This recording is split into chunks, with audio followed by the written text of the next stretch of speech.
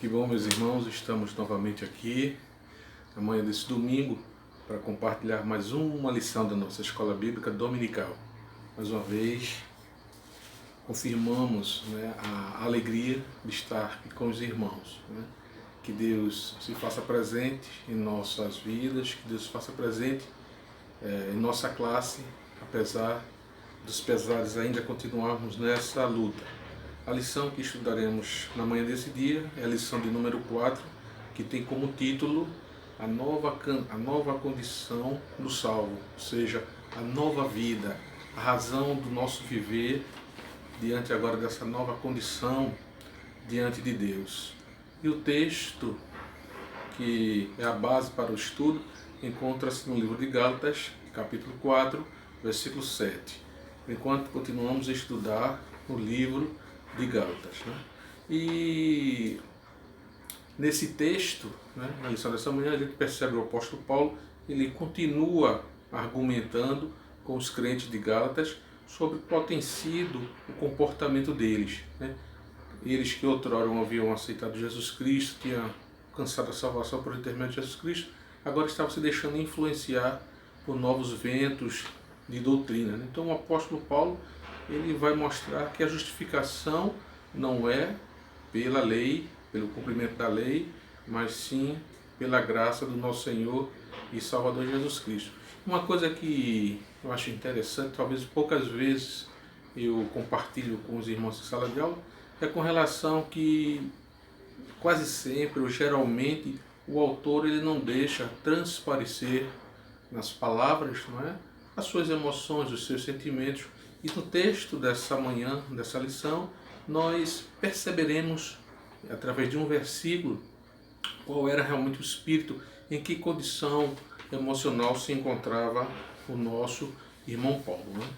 E essa lição de hoje, ela se encontra desenvolvida em 5 tópicos, e nesses 5 tópicos nós vamos ver a nova condição do crente.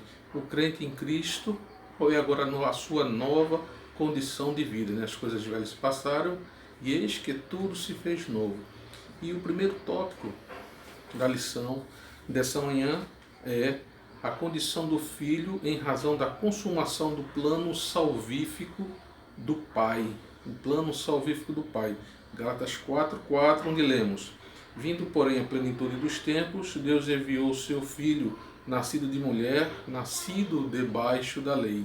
E é justamente aqui a história, como tudo começou, o plano de Deus lá da fundação do mundo, quando o homem caiu. E o autor do estudo ele chama-nos a atenção para a influência da linguagem grega para a formação do pensamento ocidental. E nós sabemos que os gregos eles criaram uma nova maneira de pensar, a chamada reflexão. Então, esse pensamento grego, que foi a língua escrita do Novo Testamento, então, o contato do povo de Deus, dos apóstolos com a língua grega, permitiu que eles tivessem uma visão, uma perspectiva diferente, uma argumentação diferente para enfrentar aqueles que deturpavam, estavam tentando deturpar a palavra de Deus. Então, Deus trabalhou na história pelo plano da salvação para que o pecado não tivesse poder condenatório sobre nós. Outrora, pela lei, a lei que apontava para o pecado, que condenava, agora, consumado o tempo, a plenitude dos tempos se cumpriu em Jesus Cristo. E agora já não vai ser mais pela lei, porque pela lei nenhum homem poderia se justificar.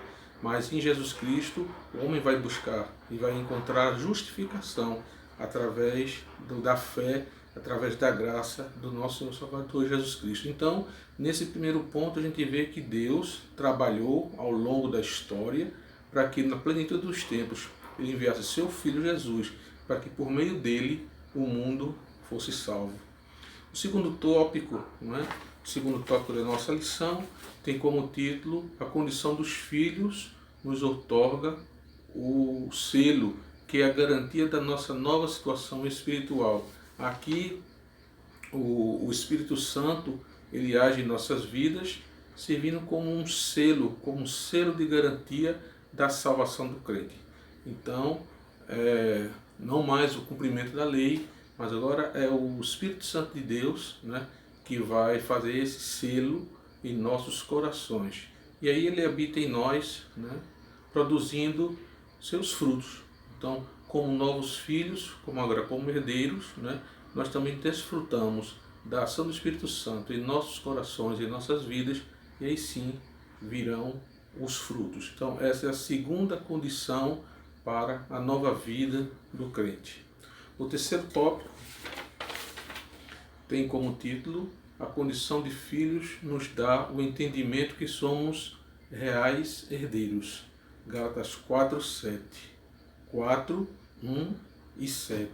Contudo, afirmo que durante todo o tempo em que o herdeiro é menor de idade, ele em nada é diferente de um escravo, mesmo sendo dono de tudo. Portanto, tu não és mais escravo, mas filho. E se és filho, és também herdeiro por obra de Deus. Então, como filhos, somos herdeiros de Deus, mas também não só isso, como co-herdeiros em Cristo. O unigênito Filho de Deus, agora ele se tornou primogênito de muitos irmãos. Então nós alcançamos as bênçãos que foram destinadas a Jesus Cristo, também agora como irmãos dele, também nos é destinado. Por isso, desfrutemos dessa herança aqui, nos dias em que vivemos, como também na plenitude da eternidade. Então, a vida que nós vivemos agora na carne, vivemos no Espírito, para que no tempo oportuno nós sejamos glorificados e entremos na presença do nosso Deus e Pai. O quarto tópico, que se encontra em Gálatas 4, versículos 8 e 9, onde lemos: no passado, quando não conheceis a Deus, costumavais servir aos que por natureza não são deuses. Agora, porém, já que conheceis a Deus, ou melhor, sendo conhecidos por Ele, como podeis voltar para estes princípios rudimentares, fracos e pobres?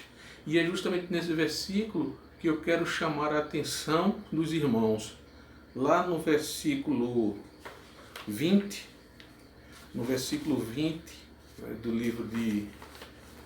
próprio livro de Gálatas, a gente vai ver Paulo lá irritado, Paulo ele se mostra irritado com a posição em que os gálatas estavam vivendo. Se os irmãos observarem bem para o texto, os irmãos já veem que Paulo ele vai falar de maneira irritada. Fica bem claro ali, quando ele diz, vou mudar o tom. Ele fala em mudar o tom. E esse mudar o tom realmente reflete o sentimento que Paulo estava diante dos gálatas por conta daquela decisão, por conta daquela posição que os gálatas estavam tomando. O quinto e último tópico, lá é Gálatas 4, 22, onde lemos: porque está escrito que Abraão teve 2 filhos, uma da escrava, outro da livre. E esse texto aqui, essa passagem, esses exemplos, é interessante e é bem comum, conhecido nosso, onde Ismael ele é o filho da ação humana, filho natural, portanto, servo. Ao passo que Isaac é filho da ação de Deus, ou seja, filho da promessa, por conseguinte, livre. Então, como filhos da promessa, somos livres. Ao contrário